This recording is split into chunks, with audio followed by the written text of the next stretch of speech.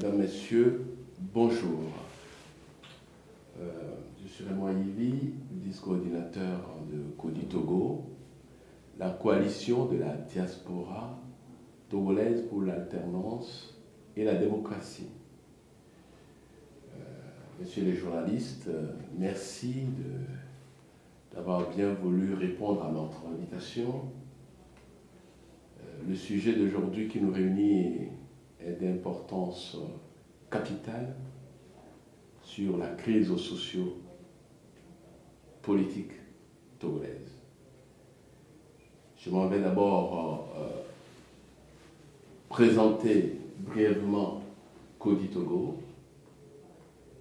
Ensuite, je donnerai la parole à mon collègue Théo Agopomé, commissaire chargé de la diplomatie et du lobbying, pour vous lire la déclaration liminaire de CODI Togo sur la feuille de route de la CEDEAO, feuille de route livrée depuis hier soir à Lomé, au Togo. Dans une troisième phase, nous allons pouvoir tous les deux répondre à vos questions. Et puis on terminera par une petite conclusion si vous le désirez. Merci. Donc je vais aborder la première phase qui consiste à vous présenter sommairement CODI Togo. CODI Togo, la coalition de la diaspora togolaise pour l'alternance et la démocratie, est née à Paris le 9 décembre 2017 suite à la crise socio-politique qui s'éternise au Togo depuis bientôt 52 ans. La diaspora togolaise, de par le monde, ne voudrait pas se laisser compter l'histoire politique du Togo. Elle est une composante de la société civile et elle voudrait bien prendre sa part en apportant sa modeste contribution. Donc, les associations ou organisations togolaises et personnes ressources, les Togolais de la diaspora, les Togolaises et Togolais de la diaspora, se sont dit qu'il faudrait mutualiser leurs efforts, conjuguer leurs forces pour faire face à la question togolaise, à la sempiternelle question togolaise, qui est une question épineuse, celle que la conférence nationale des années 90-91 n'a pas réussi à résoudre jusque-là. Donc, nombre d'associations de Canada, d'Amérique, des États-Unis, d'Europe et d'Afrique se sont dit il faut trouver un dénominateur commun pour conjuguer nos énergies et trouver un outil approprié pour apporter cette modeste contribution de la diaspora. Parce que la diaspora ne peut pas être simplement le trésor des citoyens togolais restés au pays. Elle a aussi son droit de regard sur la gestion de la cité togolaise. Voilà comment CODI Togo est né par la volonté d'un certain nombre important d'organisations togolaises de la diaspora. J'en cite le CMDT, Conseil mondial de la diaspora togolaise, dont moi-même j'en suis le coordinateur depuis novembre 2016. J'en cite Diastocad, ce sont les Togolais de la diaspora réunis au Canada. J'en cite Renaissance et j'en cite le collectif des Togolais de Ronald, dont mon collègue commissaire Théo Agopomé lui-même en est le président. Donc, et je vous passe des meilleurs, et un peu partout, que ce soit au Ghana, au Sénégal, Côte d'Ivoire. en Côte d'Ivoire, etc. Kodi Togo, cet outil s'est réuni donc, après sa naissance le 9 décembre 2017, s'est réuni à Dakar, au Sénégal, les 2, 3, 4 mars 2018, pour asseoir son directoire et se doter d'un conseil supérieur pour pouvoir organiser son fonctionnement, son travail, l'objet pour lequel l'organisation est créée. Et voilà, nous y en sommes. Nous avons mené des actions, je vous en citerai rapidement quelques-unes, puis je m'en arrêterai là. D'abord, des actions de mobilisation de toutes les Togolaises et Togolais de par le monde. C'est ce qui fait que bon nombre d'organisations nous ont rejoints. Aujourd'hui, on en compte au moins 18 organisations togolaises de par le monde. Je passe les détails, c'est un peu partout, de Suisse, en passant par l'Allemagne, le Niger, le Burkina, Montréal, Ottawa, dans le Colorado, etc., à Chicago, etc. Et donc, les actions de lobbying se sont donc mutualisées et il faut vous dire d'entrée que les responsables de Kodi Togo ont réussi à rencontrer le facilitateur, le président, son Excellence Nana Akufo-Addo, président du Ghana, qui partage la médiation avec son collègue, le professeur Alpha Condé, président de Guinée. Kodi Togo a soumis donc un mémorandum, nous y reviendrons, dont la proposition d'une période de transition en fait l'épine dorsale. D'autres actions de lobbying envers d'autres chefs d'État ont été effectuées. Et au niveau de mobilisation, nous avons aussi sur le terrain au Togo co-organisé avec le Front citoyen Togo Debout un forum pour proposer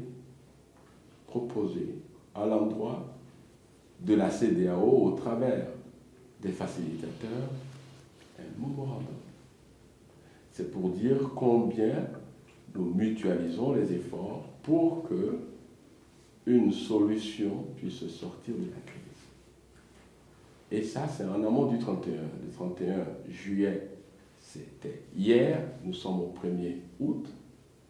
Vu la feuille de route, nous devons aussitôt de faire une sortie. C'est ce qui nous réunit dans cette conférence de presse. Je voudrais vous remercier encore une fois, avant de donner la parole à mon collègue Théo Agropoulou, commissaire chargé de la diplomatie et du lobbying, pour vous faire lecture donc de la déclaration liminaire de Kodi Togo. Merci Théo, c'est à toi. Merci Raymond. Eh bien, à mon tour de vous remercier, messieurs les journalistes, d'avoir répondu à notre invitation à cette rencontre au cœur de l'été. Dans le communiqué appelant à cette conférence, nous avons exposé de manière synthétique le contexte togolais et les enjeux relatifs aux travaux de la CEDEAO réunis hier dans la capitale togolaise, Lomé. Nous partons donc de l'hypothèse que vous êtes informés sur la situation du Togo et nous n'allons pas nous attarder à vous la détailler. Nous répondrons à vos demandes éventuelles de précision ou de développement dans le cadre des questions qui viendront, je l'espère, tout à l'heure. Faute d'avoir réussi à démontrer sa capacité à engager le Togo sur la voie de la lutte contre la pauvreté et pour le développement, faute d'avoir respecté les termes de l'accord politique global signé le 20 août 2006 en mettant en œuvre les réformes prévues, Faure Gnassingbé et le pouvoir RPT UNIR ont suscité d'abord l'exaspération et pour finir le rejet du peuple togolais. Inlassablement, depuis le 19 août 2017, les Togolais sont dans la rue, au pays comme dans la diaspora. Pourquoi?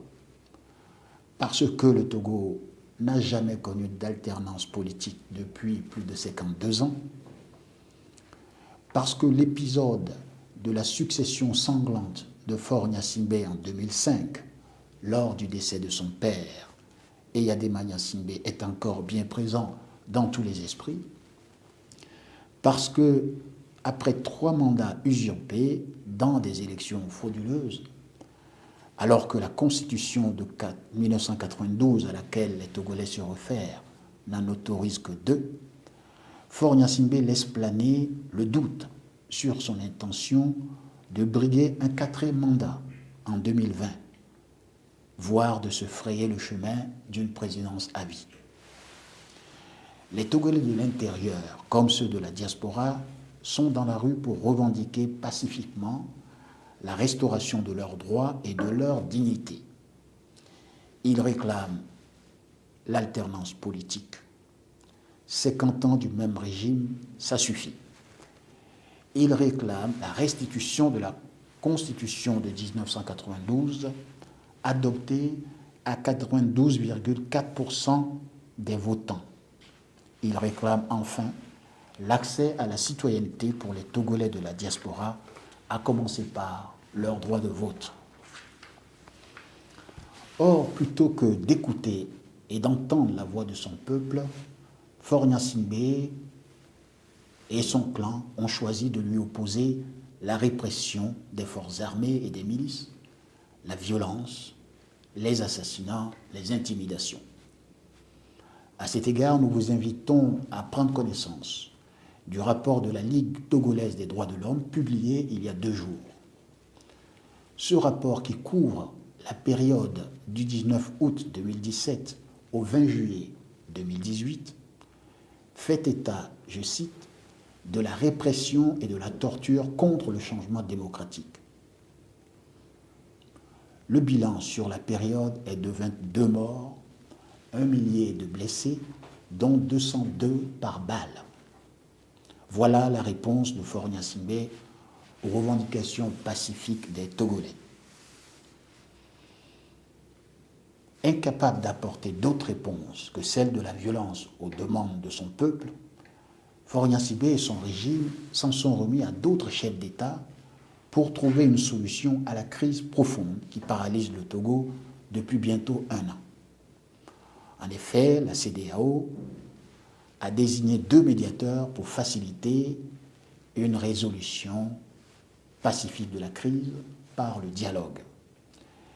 Les présidents Nana Akufo-Addo du Ghana et Alpha Condé de Guinée-Conakry. C'est d'abord un aveu d'échec pour M. Faure Gnassingbé. Car à quoi sert-il d'être un chef d'État si pour faire face aux demandes de son peuple, on va faire appel à d'autres chefs d'État étrangers? Pour nous, c'est une sorte de défaite morale. C'est aussi une humiliation pour tous les patriotes de ce pays que d'avoir à sa tête des dirigeants incapables de permettre aux Togolais de régler eux-mêmes leurs problèmes. Alors ce dialogue, le 27e du genre au Togo, engagé le 19 février 2018, peine à aboutir. Il était prévu pour durer une dizaine de jours. Il piétine depuis plus de 5 mois du fait de la volonté manifeste du pouvoir RPT UNIR de ne rien lâcher et au contraire d'utiliser le dialogue comme une occasion de conforter et de perpétuer son emprise sur le pays. Les médiateurs de la CEDEAO ont rencontré les principaux acteurs togolais concernés par la crise, y compris Kodi Togo, qui a eu l'occasion de présenter ses solutions pour une sortie de crise dans un mémorandum remis aux médiateurs le 11 juin dernier à Accra, au Ghana. Ce mardi 31 juillet à Lomé, l'ensemble des chefs d'État de la CEDEAO, réunis en session annuelle, ont examiné les rapports des médiateurs et adressé des recommandations aux protagonistes du dialogue. Nous voudrions d'abord remercier les chefs d'État de la CEDEAO de s'être penchés sur la situation du Togo, en particulier les médiateurs, leur Excellence, M. Nana Akufo-Addo, président du Ghana, et M. Alpha Condé, président de Guinée-Conakry. Ils ont eux-mêmes leur pays à gouverner. Ils ont bien du mérite de venir consacrer leur temps à pallier les insuffisances de leurs homologues togolais. Tout en les remerciant, Kodi Togo considère que les Togolais qui ont la mémoire longue savent que c'est de leur propre détermination et de leur propre engagement que viendra la satisfaction pleine et entière de leurs légitimes revendications. Quant aux recommandations elles-mêmes, qui portent sur 9 points principaux, nous considérons qu'elles sont adressées aux protagonistes du dialogue. Le pouvoir RPT unir d'un côté, la coalition des 14 partis de l'opposition de l'autre. Il convient de préciser que même si elle a exposé ses solutions aux médiateurs, Kodi Togo n'est pas partie prenante à ce énième dialogue et n'est pas tenu donc par les recommandations qui en découlent.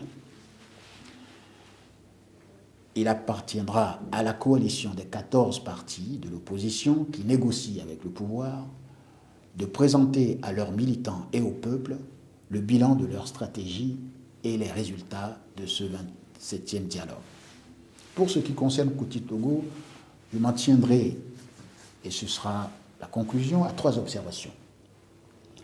La première, c'est que dans leurs propositions transmises aux médiateurs et à la CEDEAO, avant la réunion de Lomé, la coalition des 14 partis de l'opposition, Kodi Togo elle-même et le Forum des forces vives ont préconisé chacun de leur côté la mise en place d'un gouvernement de transition pour mener les réformes devant conduire à des élections démocratiques. Cette proposition n'apparaît pas dans les recommandations de la CEDEAO.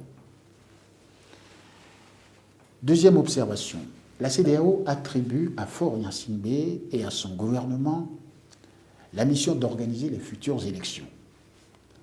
Quand on connaît l'histoire des élections au Togo, il est permis de s'interroger sur le bien fondé de cette recommandation. Rappelons simplement que d'élections truquées en urnes volées, le pouvoir RPT unir totalise 52 années de règne continu à la tête du Togo. Les Togolais ne nous font plus confiance pour organiser des élections équitables au Togo. Troisième observation, on observe que plusieurs recommandations, en particulier celles relatives aux réformes constitutionnelles et institutionnelles, sont les mêmes qui figuraient déjà dans l'accord politique global de 2006. Comment imaginer que ce pouvoir qui a démontré qu'il ne veut rien lâcher mettra en œuvre les réformes qu'il a ignorées pendant 12 ans alors qu'il s'était engagé à les réaliser? L'avenir dira si les recommandations de la CEDEAO constituent ou non une solution à la crise. Pour sa part, Kodi Togo entend mettre en œuvre tous les moyens requis pour faire aboutir les revendications légitimes du peuple togolais.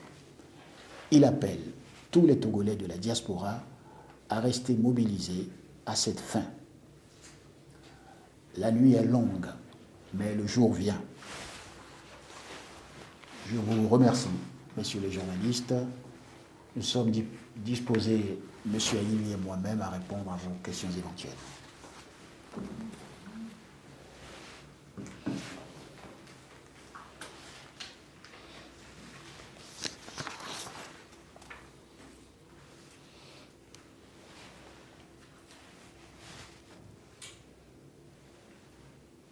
Avant peut-être que vous lanciez, le constat que fait Kody Togo sur la feuille de route, ça paraît nommément dans la déclaration liminaire. Il faut dire que tout en reconnaissant les efforts qu'ont déployés les chefs d'État de la CEDEAO, en particulier leur Excellence M. Nana Akufo-Addo et M. Alpha Condé, il faut dire que les recommandations ne sont pas à la hauteur des enjeux et ne rencontrent pas les attentes du peuple togolais. Les revendications du peuple togolais sont très claires. C'est d'opérer une rupture. C'est d'opérer une rupture avec un système de gouvernance qui a fait ses limites depuis bientôt donc 52 ans. Vous comprendrez bien que tout en adressant cette reconnaissance de Kody Togo au leader de la CEDEAO, nous disons que la montagne a accouché d'une souris. On ne peut pas se réjouir d'une telle feuille de route parce que, à voir de très près, Kody Togo se dit, on a l'air de 11 mois de gâchis depuis maintenant août 2017. Pourquoi? Parce que la feuille de route nous ramène, si on regarde de très près, nous ramène à septembre 2017 aujourd'hui. Puisque il est demandé aux acteurs politiques d'aller opérer les réformes par voie parlementaire et ou référendaire. Donc, c'était comme si on est au niveau calendaire, on est revenu presque à une case départ à septembre 2017 et donc presque 11 mois de gâchis. Voilà le constat qu'on pourrait faire d'entrée de jeu. Nous sommes prêts pour répondre à vos questions si on voudrait rentrer dans les articles, les recommandations proprement dites de la feuille de route de la CEDEAO.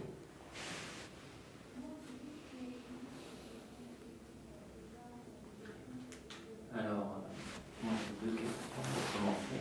Régis. Qu'est-ce que vous pensez des indications qu'a donné la CEDEAO sur la poursuite du dialogue et le comité de suivi? Qu'est-ce que vous pensez de ce qui a été dit sur l'amélioration du cadre électoral, le renforcement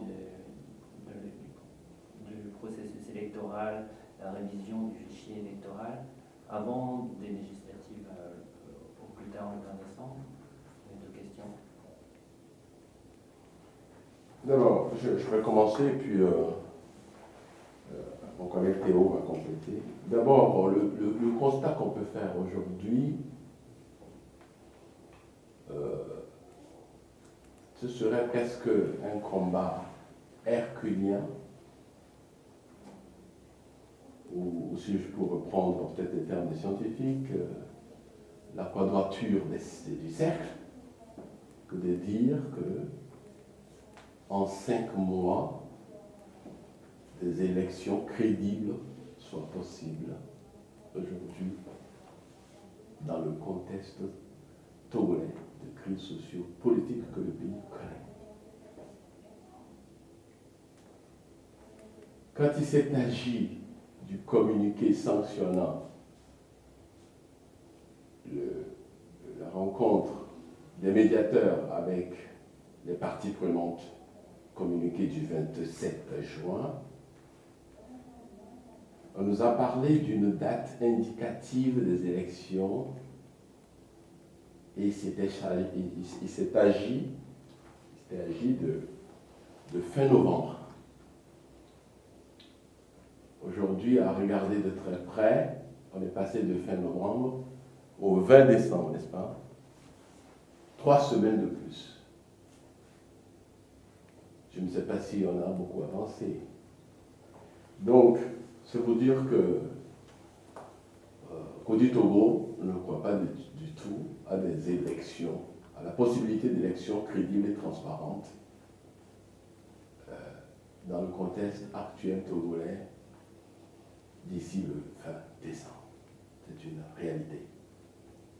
Je ne vois pas comment on peut faire ce travail herculien.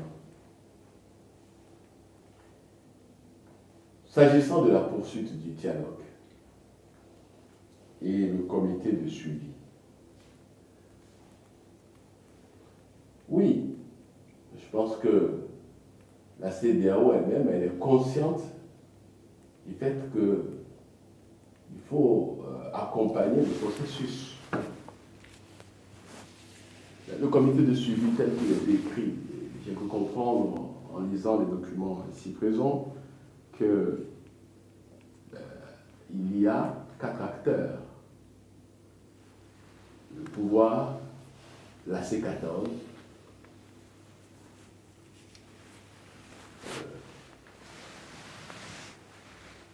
la commission de la CEDEAO, et puis le 4e acteur. Le 4e acteur, je pense. Le deuxième, c'était comment? Je vais le prendre. Société civile? Ah, société civile, d'accord. Non, il n'y a pas la société civile. Je le prends. Il y a des représentants des facilitateurs, le pouvoir, la C14 et la commission CEDEAO. Vous faites bien d'ailleurs d'évoquer la société civile. Elle n'est pas fait mention, justement, des 4 acteurs. Mais du coup, alors ça, c'est 4 acteurs, c'est qui les cite Les représentants des facilitateurs, c'est-à-dire c'est la CEDEAO qui envoie les représentants des facilitateurs.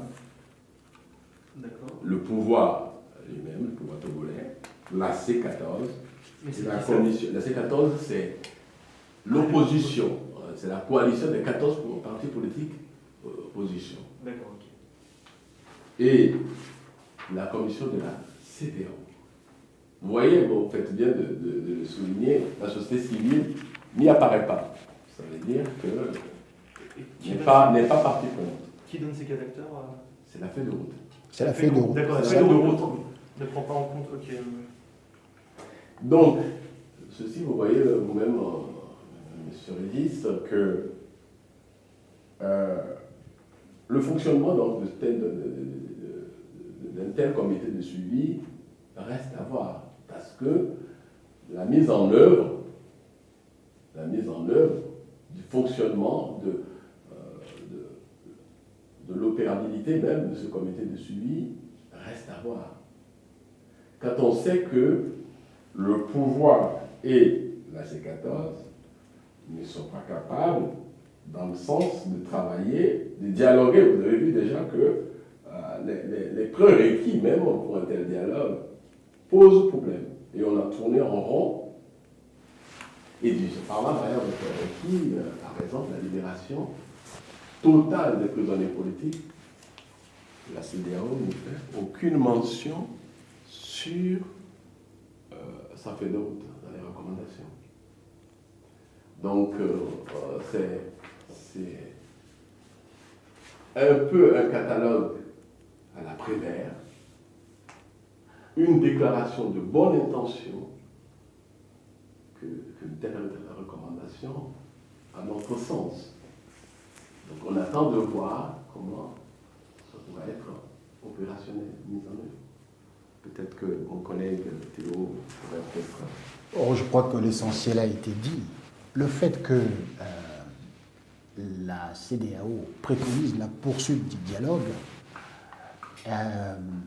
témoigne qu'elle sait elle-même que les recommandations qu'elle a faites aux protagonistes de la crise togolaise ne suffit pas et qu'il faut du temps pour déployer toutes les actions, éventuellement en les complétant pour amener à une solution à cette crise. Nous pensons que le dialogue ne peut pas durer éternellement. Je vous ai dit tout à l'heure que le dialogue avait été prévu pour durer quelques jours en réalité. Et nous en sommes 10 jours. Et nous en sommes à 6 mois. Et nous avons un peuple qui souffre, qui attend, qui espère, qui demande. Donc il faudra bien qu'à un moment donné, il y ait des initiatives qui viennent compléter ce dialogue-là. Voyez-vous, la coalition des 14 partis de l'opposition avait posé comme préalable au dialogue la libération des prisonniers politiques. Au moment où je vous parle, c'est-à-dire que pratiquement 6 mois après,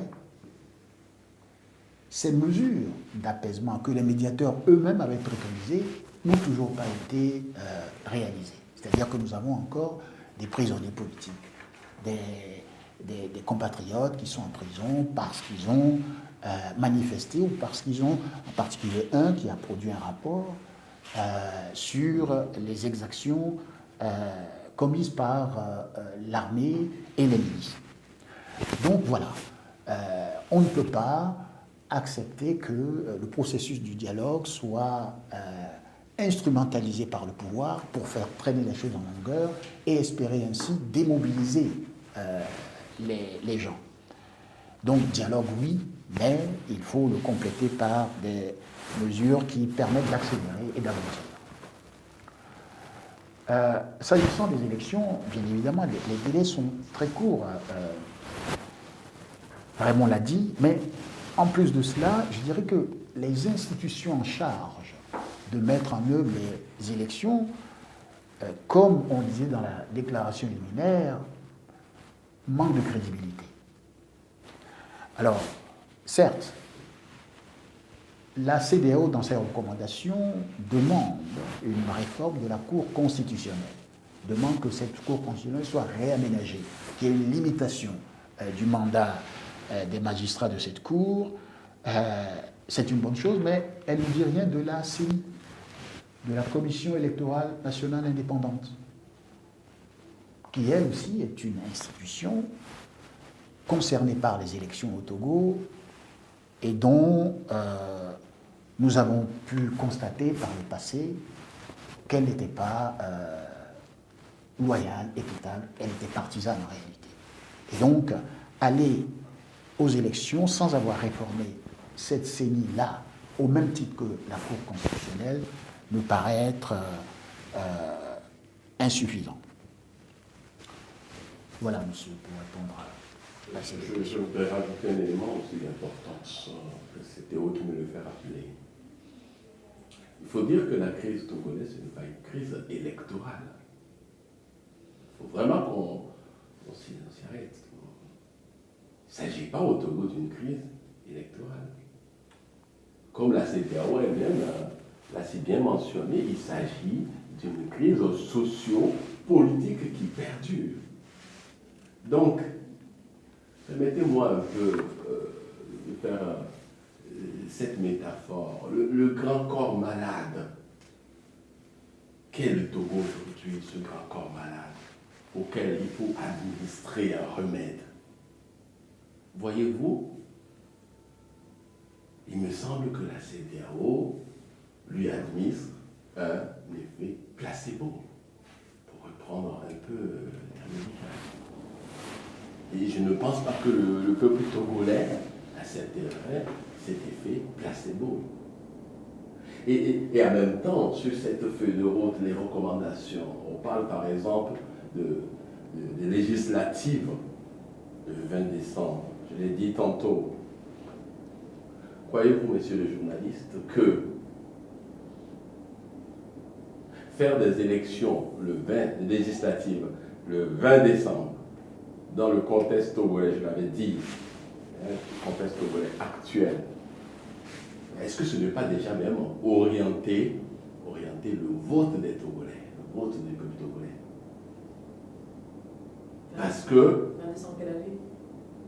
orienter le vote des Togolais dans le sens que dans tout pays démocratique qui se veut démocratique et qui se respecte, je pense qu'on fait d'abord les présidentielles avant les législatives. Ce qui permettrait quoi? De pouvoir tenter de donner une majorité au président de la République pour qu'il puisse gouverner avec sa majorité. Sinon, tel que la CEDEAO le recommande là, vous imaginez, si par miracle ça devait se faire le 20 décembre, ça suppose que, je parlais tantôt d'orientation du vote. Si on a une majorité le 20 décembre qui ne s'avère pas être dans le sens du président de la République, qu'est-ce qu'il ferait? Celui qui serait élu, il va dissoudre l'Assemblée nationale. Et ça veut dire qu'on repart encore dans des élections législatives anticipées, avant terme. Et je pense que le Togo, tel qu'il est à genoux économiquement aujourd'hui, se passerait de ces genres de choses parce qu'on pourrait faire l'économie de ces coûts-là. Et puis un autre point important, le rôle de la diaspora qui est mentionné dans ce catalogue à la Prévert dont je faisais allusion tout à l'heure.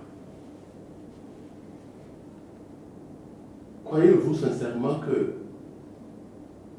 depuis 5 gouvernements successifs de ce système, de ce régime Gnassingbé, auquel le Conseil mondial de la diaspora togolaise a demandé le recensement de la diaspora à travers le monde, la diaspora togolaise à travers le monde, croyez-vous que faire le recensement, faire les cartes d'électeurs, de façon à affiner tout ce qui est fichier électoral commun, et ils l'ont demandé au niveau de la CEDEAO, tout ça, ce que se fait au niveau de la diaspora dans quelques mois. Ça veut dire que quelque part, on précipite les législations, on le mentionne dans ce catalogue de bonnes intentions, mais cette diaspora ne votera pas au bas mot, au minimum avant 5 ans. C'est-à-dire dans la législative, pas celle qui se présente bientôt, les autres. Et encore, si ça se réalise. Donc voyez-vous, comme on vous dit, la réponse me semble vraiment comme une effet placebo et pas la réponse. Merci. C'est bon. Pour Axel Genocrachet pour l'humanité. Bon, il y a déjà en fait pas mal de réponses à mes questions qui ont été apportées dans les réponses de mon collègue.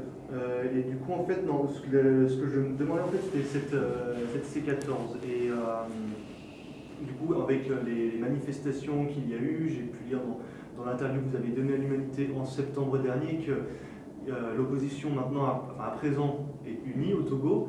Et est-ce qu'elle est donc capable d'exercer une pression sur le pouvoir qui permettrait de lui faire en tout cas accepter ces recommandations de la CEDEAO, et même plus peut-être, même carrément les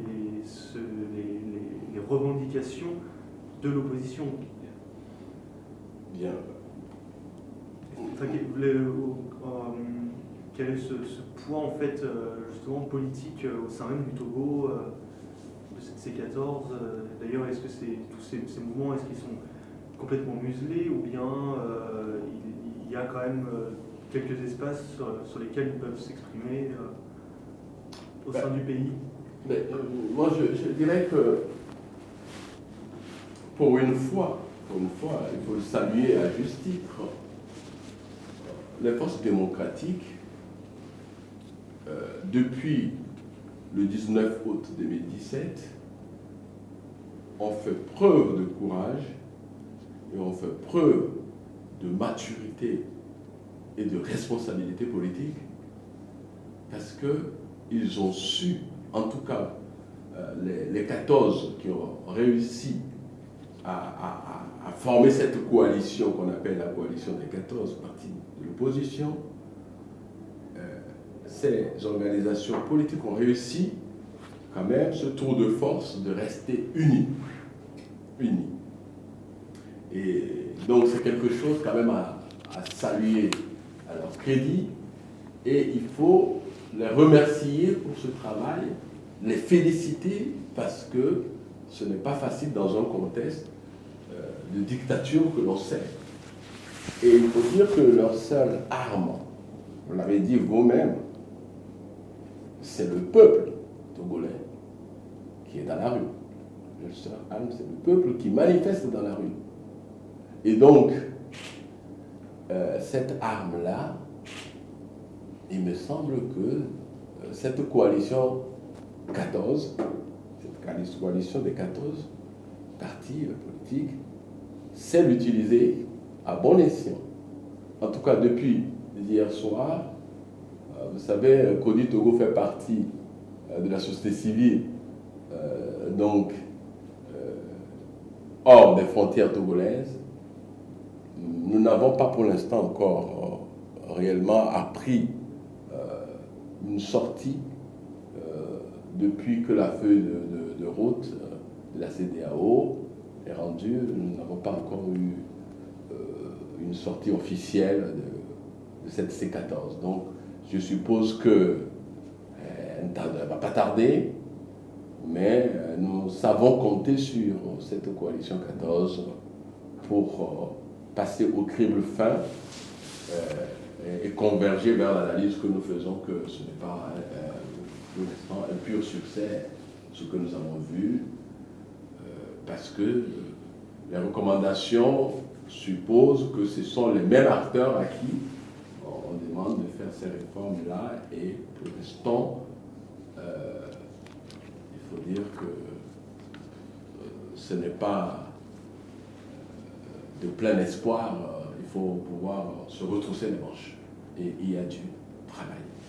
Peut-être que Théo voudrait ajouter ces éléments de réponse.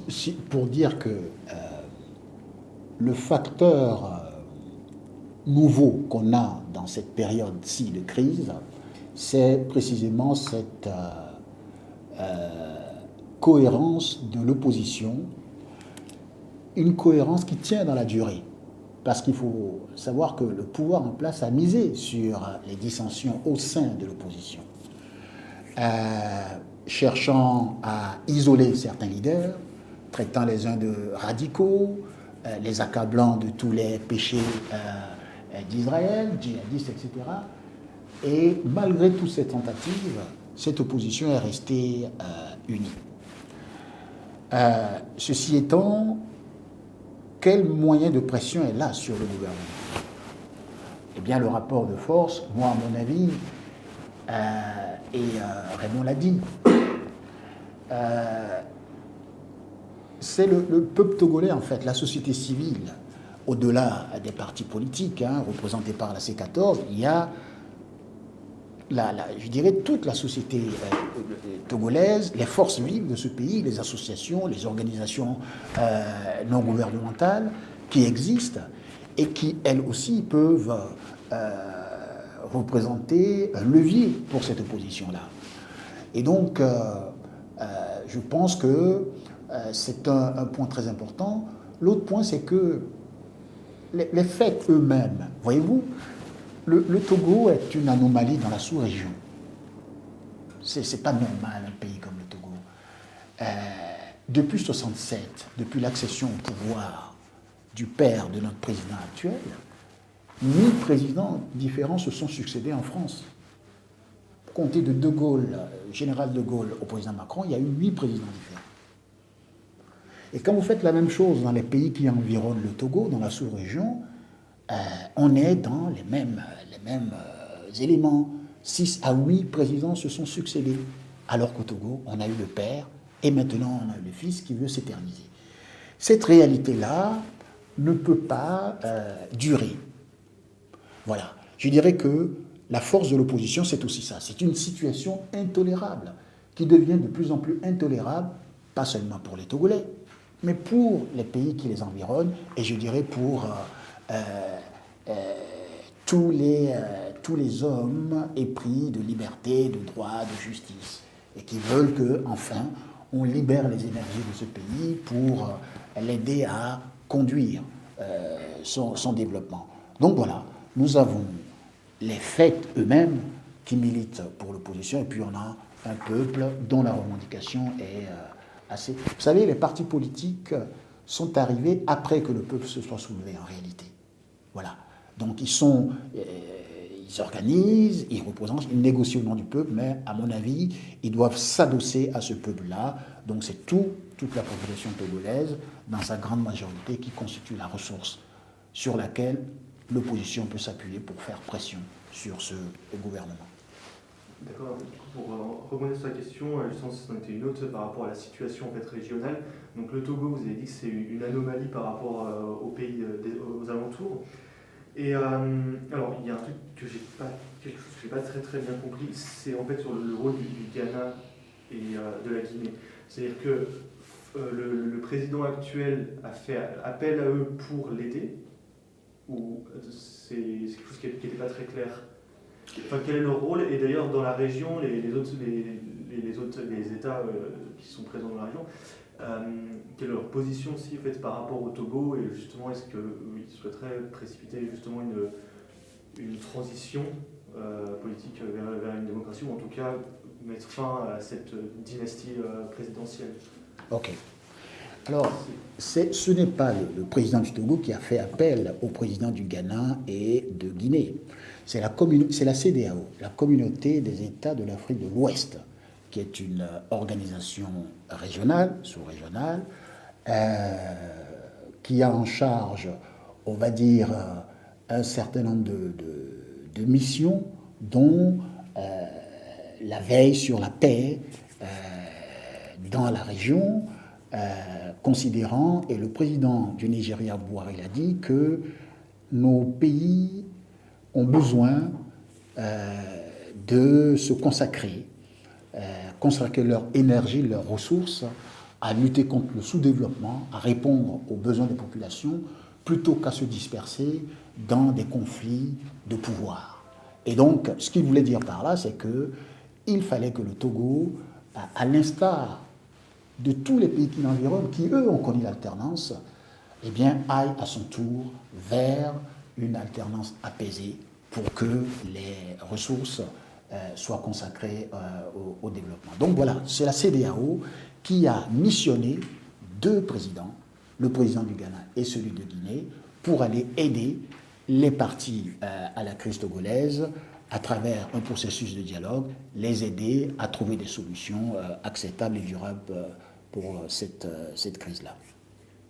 Je voudrais juste rajouter quelque chose, c'est-à-dire que depuis le 21 décembre 2001 à Dakar, au Sénégal, il y a un protocole additionnel sur la démocratie et la bonne gouvernance dans tout l'espace CEDEAO.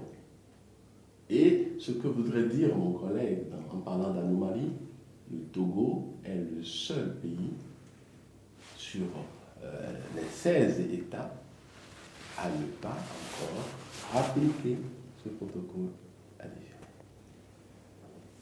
Vous voyez, c'est en cela que le Togo devient une exception, une curiosité, une anomalie, vous l'appelez comme vous voulez. Voilà. Dans ce protocole, aucun président ne peut faire plus de 2 mandats successifs, 2 mandats au pouvoir. Lord Singbe est à son 3e cherche à briguer un quatrième. En tout cas, le parti RPT Unir, son parti, ne veut même pas en entendre parler qu'on débatte du quatrième mandat qui pose problème, qui pose débat. Alors, j'ai deux questions. Du coup, que pensez-vous du fait que la CEDEAO n'a pas pris position justement sur le nombre de compteurs et la rédaction de l'article de la Constitution sur la limitation du nombre de mandats, puisque c'est la revendication principale dans le retour à la Constitution de 1992, c'est vraiment d'avoir deux mandats et pas plus. Donc du coup, est-ce que ce n'était pas la question principale qui était posée à la CEDEAO de prendre position sur cette question? Ça, c'est une première question. Et autre question qui concerne les législatives. Vous-même, vous demandez le vote de la diaspora. Donc, je suppose que vous voulez des circonscriptions pour la diaspora. Est-ce que vous voulez qu'avant les législatives, il y ait qu'on redessine l'ensemble des circonscriptions pour le Togo, en y incluant des circonscriptions pour la diaspora? Faites bien, je vais partir de la fin. La question donc justement des élections législatives, après Théo, tu pourras compléter, si tu le veux, sur les élections législatives. Oui, vous voyez, les forces démocratiques, la C14, la société civile, à l'intérieur du Togo comme à l'extérieur, donc y compris le maillon de la diaspora du Togo, a introduit un mémorandum en parlant justement de transition politique. Parce qu'on veut que d'autres acteurs puissent opérer les réformes attendues par le peuple depuis l'APG, les accords politiques globaux de 2006, que le régime n'a pas pu faire. Vous imaginez, depuis 2006,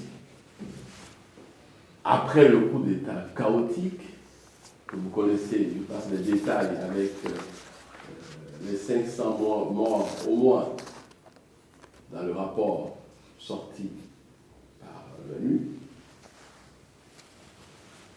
Et donc, demander aujourd'hui qu'une transition avec des acteurs neufs pour pouvoir mener à bien ces réformes serait peut-être quelque chose qui serait beaucoup plus acceptable.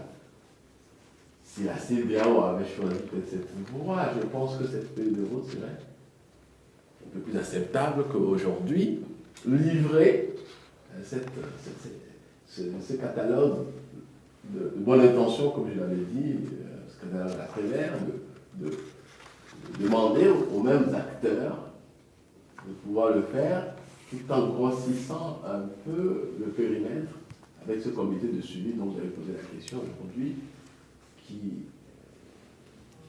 verra bien le fonctionnement, qui doit aider à faire. Donc, bien sûr, ce que vous dites, s'il doit avoir des élections législatives, il faut bien sûr confondre le périmètre électoral, donc le redécoupage électoral, et la diaspora, bien sûr, a besoin d'avoir une circonscription électorale bien circonscrite pour pouvoir permettre aux Togolais de la diaspora de pouvoir s'exprimer et de pouvoir avoir leur représentation sur l'échiquier national aussi. Ça veut dire, dans ma question était sous-entendu, d'arrêter avec le déséquilibre entre le nord et le sud. Bien sûr. Aujourd'hui, ce que vous dites, c'est ce que j'ai dit, il qu'il faut confondre tout ça. Il faut une remise à plat. Parce qu'aujourd'hui, vous savez, je vais vous donner l'exemple de ce que disait Nelson Mandela en Afrique du Sud, c'est one person, one voice. Une personne, une voix. Aujourd'hui, vous savez, si on regarde les circonscriptions électorales au Togo, prenez ne serait-ce que 2 régions, je fais en grosse maille. Vous prenez la région des Plateaux, si vous avez 1 200 000 personnes, vous avez à peu près le même nombre d'équivalents, à peu près, à quelque chose près, le même nombre de représentants députés que la région maritime, qui a le double au niveau de la population. C'est-à-dire qu'on a presque 2 500 000 âmes dans la région maritime, la moitié dans la région, par exemple, des Plateaux, mais on a quasiment une différence de représentants, moyennant peut-être 5 de différence entre les deux. Ça pose quand même un problème. Ça veut dire que un citoyen de la région des Plateaux pèse 2 fois plus de voix, en termes de voix, qu'un citoyen de la région maritime. Ça pose débat. Vous avez raison de poser cette question, Régis, et je vous en remercie. Il faut une remise à plat de ce découpage électoral pour en arriver à un fichier électoral tout à fait fiable. Donc, vous confortez notre thèse à Audit Togo qui dit que le travail herculien est impossible, même avec un travail herculien, il est impossible techniquement d'opérer des élections crédibles et transparentes, libres, crédibles et transparentes au 20 décembre. C'est dommage que la transition telle que l'ont demandé les forces démocratiques, ce n'est pas la solution qu'a choisi la CEDEAO. Elle a choisi d'aller au pas de charge, alors que le peuple togolais aujourd'hui ne veut plus faire les choses au pas de charge, parce que cela a duré quand même 52 ans. Il faut prendre le temps de faire bien les choses. Et Audit Togo continue à croire que une transition en bonne et due forme serait plutôt plus adéquate. Mais on attend de voir si les choses peuvent nous donner tort, parce qu'elles ont réussi. Nous prendrons acte et nous nous en féliciterons. Peut-être que Théo.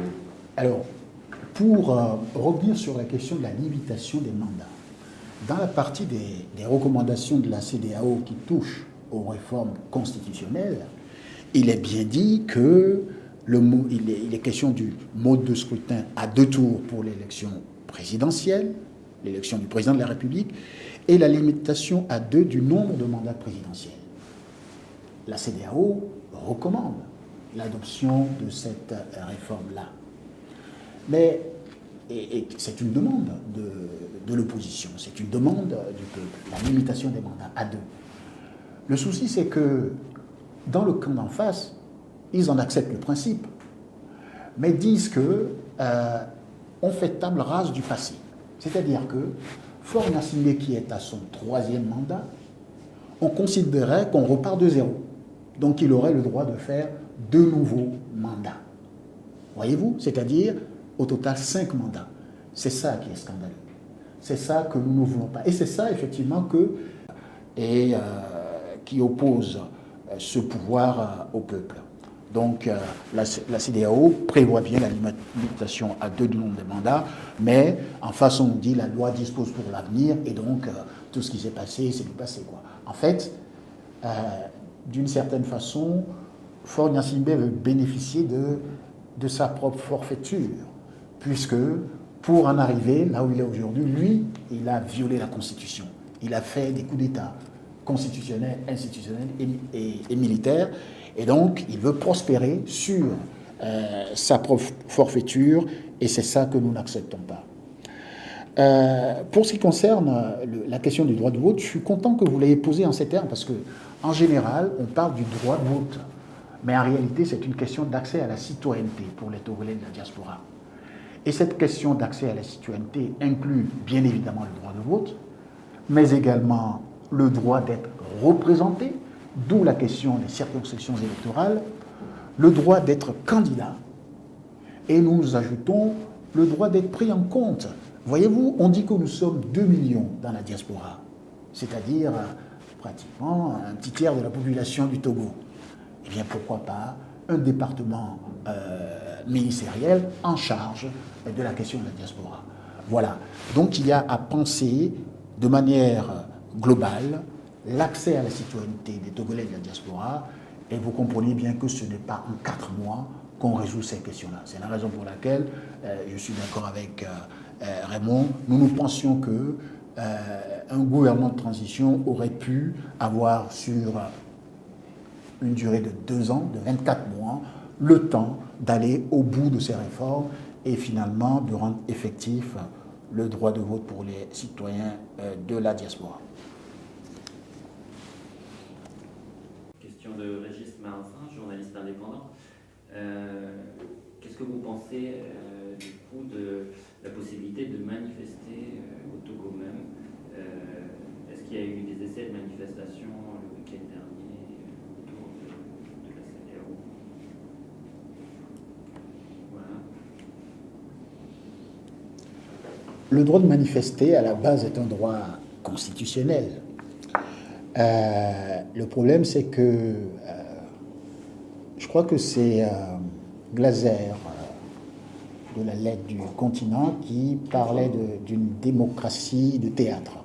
En réalité, le gouvernement dit qu'il garantit le droit de manifester, mais en pratique, il va mettre des bâtons dans les roues des manifestants, il va empêcher les manifestations, en autoriser certaines, en réprimer d'autres.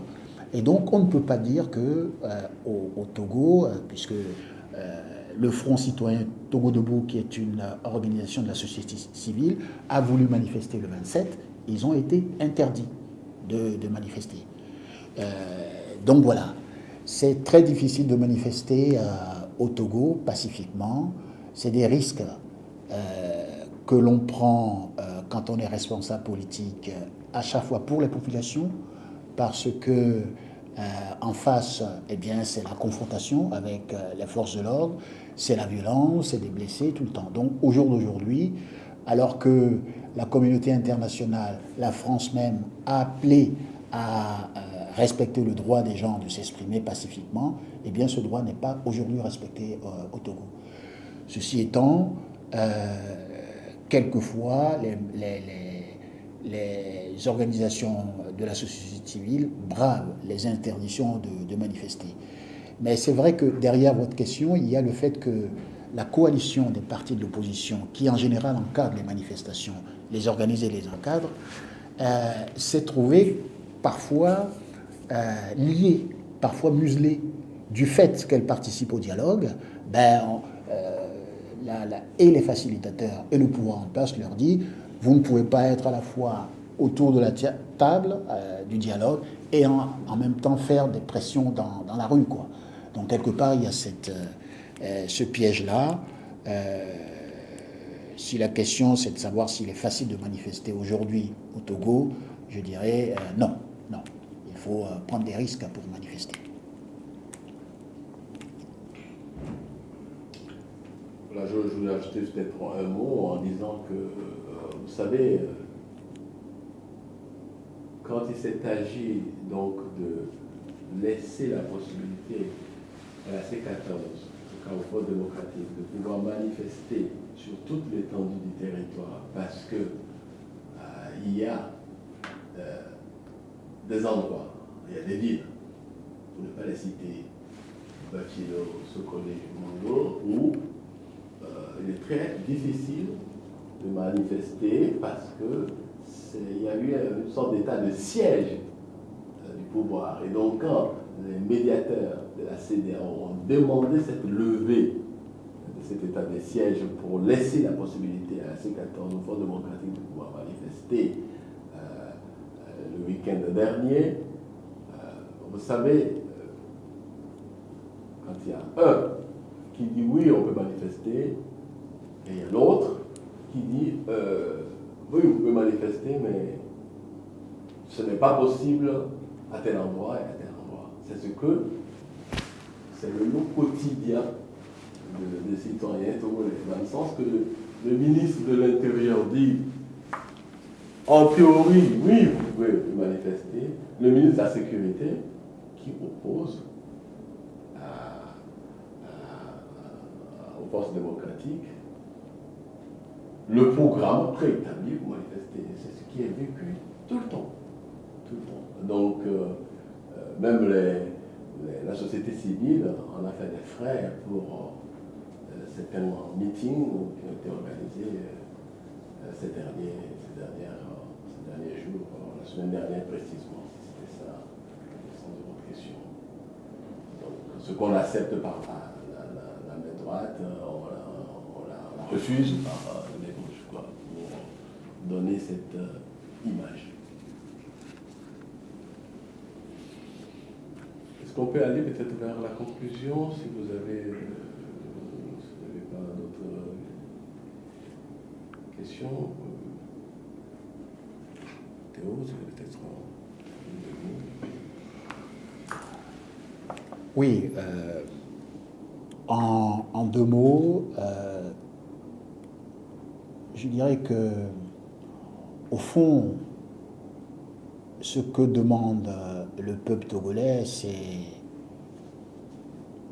la possibilité de désigner lui-même ses dirigeants, la possibilité d'entreprendre. Ce que demande la jeunesse, c'est la possibilité d'avoir des opportunités dans son pays pour pouvoir s'y réaliser. Nous avons un régime, on l'a dit tout au long de cette conférence, qui gouverne le pays depuis une cinquantaine d'années. 50 ans, c'est 2 générations humaines. En 50 ans, vous avez le temps de concevoir, de mettre en œuvre, d'évaluer toutes les politiques que vous voulez. Nous considérons que ce régime a fait la démonstration, a eu tout le temps pour faire la démonstration de ce dont il était capable. Les résultats sont là. Je crois qu'il est temps pour lui de partir et de laisser à d'autres fils de ce pays la possibilité de le servir à leur tour. C'est aussi simple que ça, c'est ce que nous demandons en fait, c'est ce que demande le peuple. Eh bien, parce que nous avons le droit de notre côté, parce que nous voyons que le monde autour de nous change, bouge, évolue, nous pensons que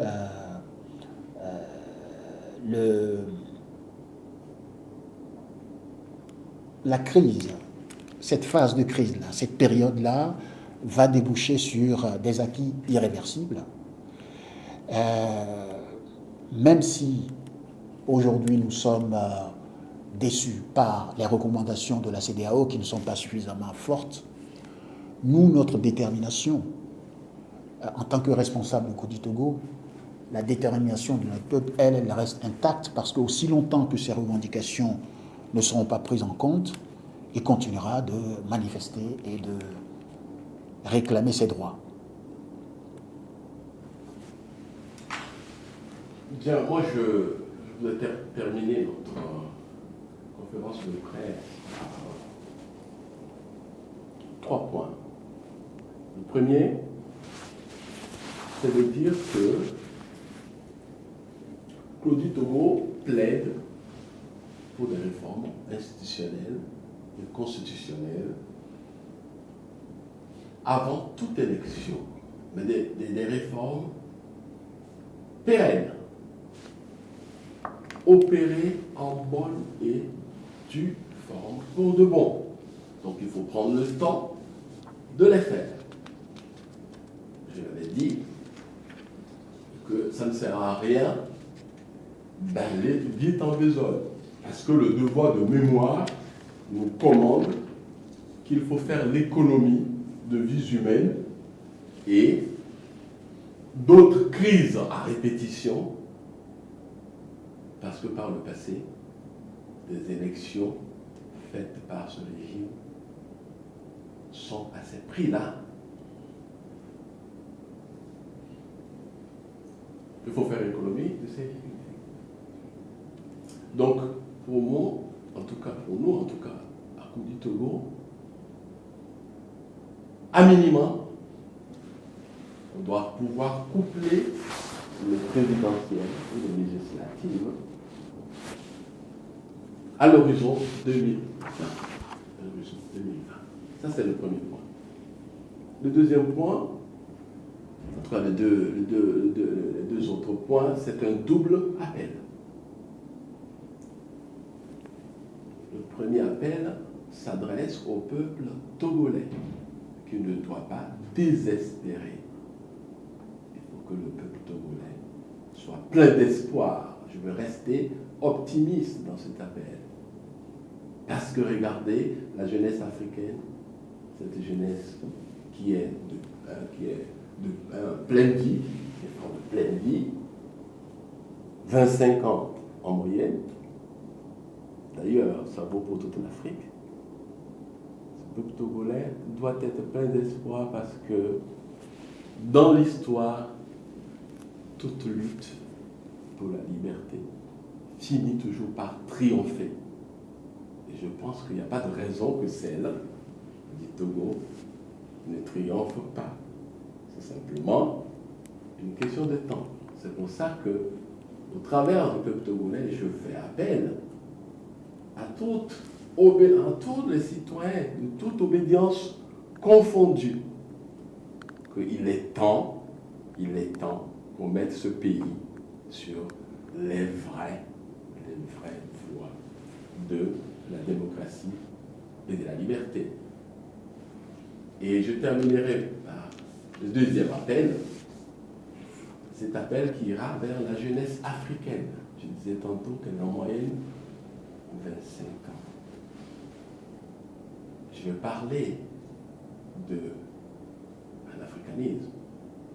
Cette jeunesse africaine qui veut que le continent soit développé et qui veut rester et jouir aussi des richesses de ce continent, plutôt que de devenir des migrants sur les routes de l'Occident, parce que cette jeunesse n'a Dieu que pour cette Europe barricadée. Alors que l'Afrique, pour la plupart des continents, pour la plupart des pays de ce continent, il s'agit d'un cataclysme géologique. J'en veux pour preuve la République démocratique du Congo, et je passe, vous les connaissez, les meilleurs. Je terminerai pour parler comme le prix Nobel Sen